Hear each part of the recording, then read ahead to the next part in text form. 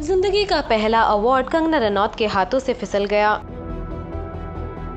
Film gangster के लिए award receive नहीं कर पाई कंगना, क्योंकि वो नहीं जानती थी कि 7 समंदर पार सिंगापुर कैसे जाते हैं। क्या है ये पूरा किस्सा, आपको बताते हैं। कंगना की पहली फिल्म गैंगस्टर 28 अप्रैल 2006 को रिलीज हुई थी। इस फिल्म के लिए कंगना को बेस्ट फीमेल डेब्यू का फिल्म फेयर अवार्ड मिला था।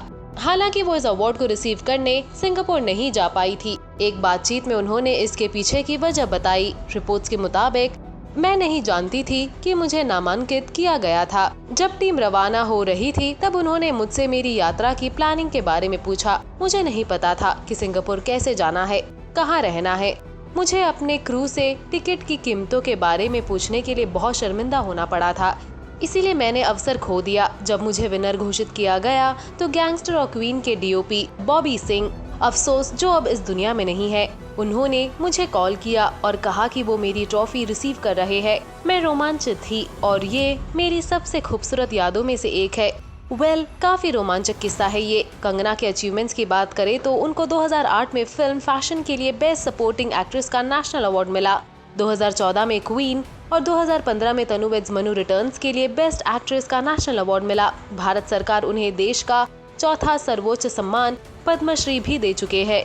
जितनी तारीफें वो अपने ऑन स्क्रीन परफॉर्मेंसेस के लिए बटोरती है, उतनी ही कंगना बातों में तेज तरार है। निडर होकर डंके की चोट पर अपनी बातें रखती आई है। नमस्ते दोस्तों, परसों मेरी बहन रंगोली चंदेल जी ने एक ट्वीट किया था जिसमें उन्होंने स्पेसिफिकली कहा था कि जो लोग डॉक्टर्स पे और पुलिस कर्मियों पे अटैक कर रहे हैं उनको गोली से मार देना चाहिए। लेकिन फारा अली खान जी जो सुजैन जी की बहन है और रीमा काटकी जी काफी प्रतिष्ठित निर्देशिका है, उन्होंने ये झूठा दावा किया कि रंगोली ने मुस्लिम जेनोसाइड के लिए कहा है। अगर कहीं भी ऐसा कोई भी ट्वीट मिलता है जिसमें मुस्लिम जेनोसाइड के लिए कहा है तो मैं और रंगोली सामने से आके माफी मांगेंगे। क्या वो ये कहना चाहती हैं कि हर मुस्लिम जो है वो आतंकवादी है? हमारा ये मानना नहीं है कि हर मुस्लिम डॉक्टर्स को अटैक कर रहे हैं, कि हर मुस्लिम जो है वो पुलिस कर्मियों को अटैक कर रहे हैं। और मैं केंद्र सरकार से अपील करना चाहती हूँ कि जो ट्विटर जैसे सोशल मीडिया प्लेटफॉर्म्स हैं जो कि यहाँ का ही खाके करोड़ों अरबों में पैसा कमा के हमारी ही जो है कश्ती में छेद डाल रहे हैं, यहाँ आप प्रधानमंत्री जी को गृह मंत्री जी को आतंकवादी कह सकते हैं। RSS जो कि राष्ट्र स्वयं सेवा संघ है, जो कि दिन रात लोगों की सेवा में लगा, उनको आतंकवादी कह सकते हैं, मगर आप आतंकवादियों को आतंकवादी नहीं कह सकते। तो इन प्लेटफॉर्म्स का दाना पानी बंद होना चाहिए। मुझे पता है अभी देश और चीजों से जूझ रहा है, मगर फिर भी we have to find a way to completely demolish these platforms and start our own platforms.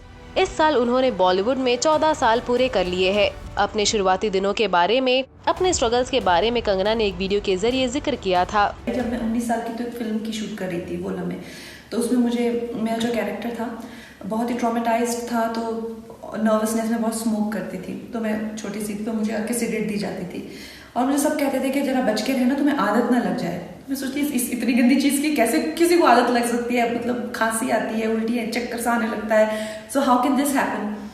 पर जैसे 6-7 महीना शूट करते रहे, उसके बाद मुझे नहीं लगा मुझे कोई आदत लगी। मगर उसके बाद जैसे दोस्त कोई आ गए, 2-3 सिगरेट पी रहे हैं तो एक सिगरेट ले लेना, फिर धीरे धीरे अपना पैकेट रखना शुरू कर दिया, फिर धीरे धीरे 10 से 12 सिगरेट्स। और फिर मैंने देखा जैसे कभी पेरेंट्स हो साथ में तो मैं उनके सामने तो कभी नहीं पी, मगर एकदम से बौखला जाना या एकदम से पीना ही है तो कुछ ना कुछ ऐसा प्लॉटिंग प्लानिंग करके खिड़कियों से कूद के कुछ भी ऐसा लगा जैसे किसी चीज़ ने गुलाम बना लिया। और मुझे एकदम से वो हो जाता है कि मुझे कोई चीज़ ऐसे जब रूल करने लगती है तो मैं बड़ी विचलित थी उस दिन। तो मैंने अपने दोस्त जो मेरे योगा गुरु भी हैं सूर्य नारायण, उनसे कहा, मैंने कहा सर ऐसा लगता है कि जैसे किसी ने गुलाम बना लिया और जो तलब आती है उसके बाद में जो थकान महसूस होती है, लाइफ में ऐसी कोई चीज़ नहीं है जिसने मुझे इस तरह से कंट्रोल किया हो। तो उन्होंने कहा ये तो आपके स्टेट ऑफ माइंड है। I said how is it possible?